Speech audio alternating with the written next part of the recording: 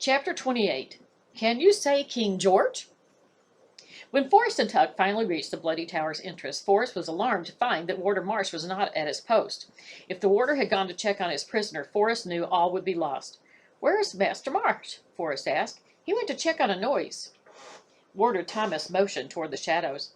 Forrest felt his blood run cold. What if Warder Marsh was to go up to Maddie's cell?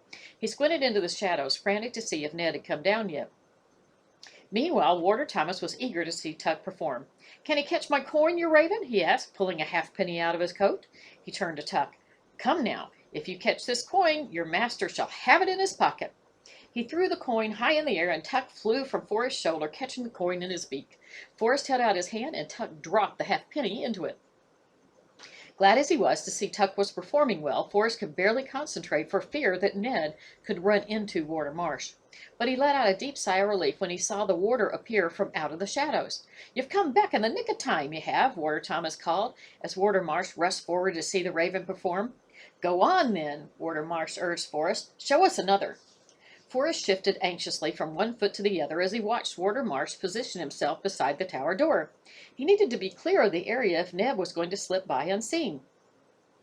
"If you would draw in closer," Forrest called, "you'd have a splendid view of the trick." "I can see fine from here," the warder replied.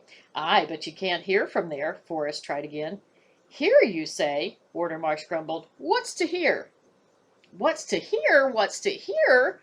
Forrest stalled as long as he could, trying to think of an answer. "Why, 'tis Tuck, of course," he finally said. "He speaks." "Ah, you've taught him to talk, have you?" Warder Marsh smiled.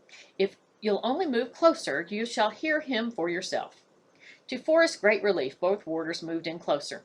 "Let's hear this bird talk, then," Warder Thomas demanded. "I'll give you another halfpenny to hear him say King George." Forrest rubbed his cheek against Tuck's soft feathers. "I know you've never done it before," he whispered to his pet, "but if there was ever a time you were thinking that you might want to try to say a few words, this would be it. My very life may depend on it."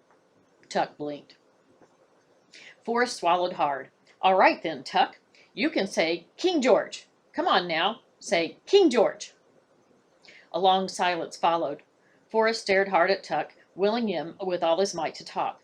Then, as though the bird could understand the desperation of his beloved master, he puffed out his ruff, blinked hard, and squawked, "King George!"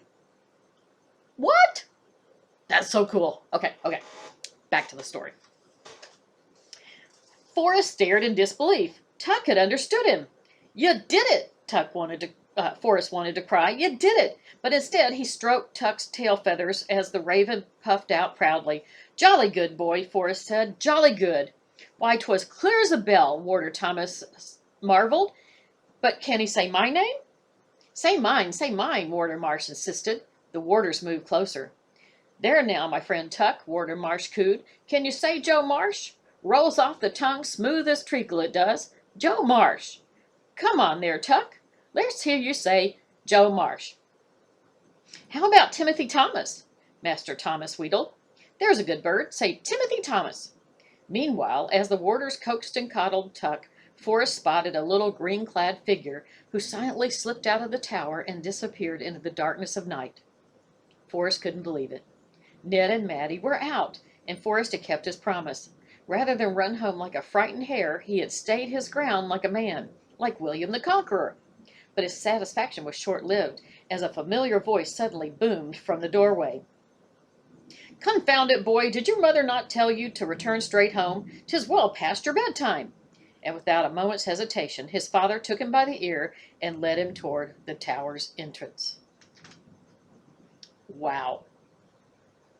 So they've gotten both of the kids out of the cell, Maddie in hiding, Rat went who knows where. Tuck spoke for the first time. Forrest saved the day. But what's going to happen next? Is Forrest going to get caught? Will he be arrested? What will happen to Forrest's family if they find out that he did this? Will his father lose his job? Probably. Would his father maybe go to jail too because they would think that he was a part of it? Maybe. Wow, lots of things to think about. Well, We'll find out in the next chapters.